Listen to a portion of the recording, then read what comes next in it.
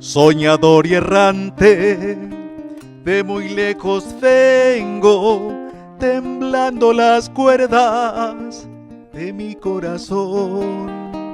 Arribeño y pobre, ni valle ya tengo, vivo de mis sueños y de mi canción.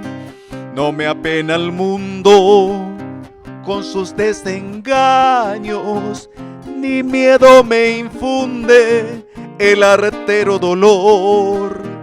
Para mí son todos iguales los años, si en ayunas paso, me siento mejor.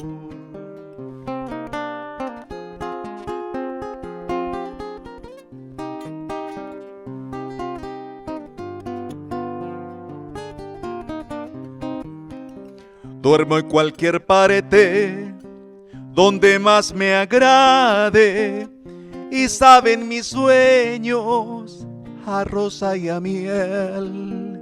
Mi vieja guitarra me sirve de almohada, y es en mis andanzas compañera fiel.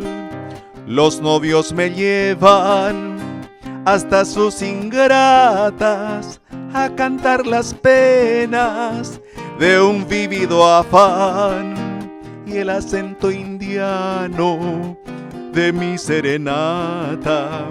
Muy lejos las penas, muy lejos se van.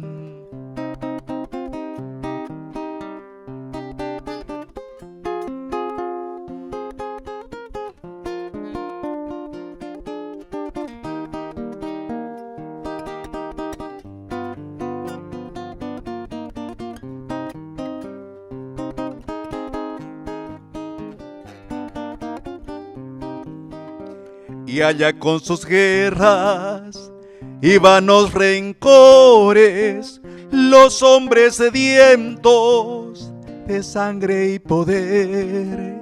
Para mis hermanos yo soy todo amores, y soy como seda para la mujer. Así voy pasando la vida sin pena, soltando a los vientos mi agreste canción.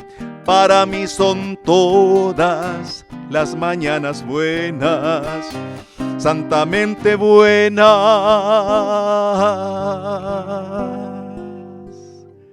en mi corazón.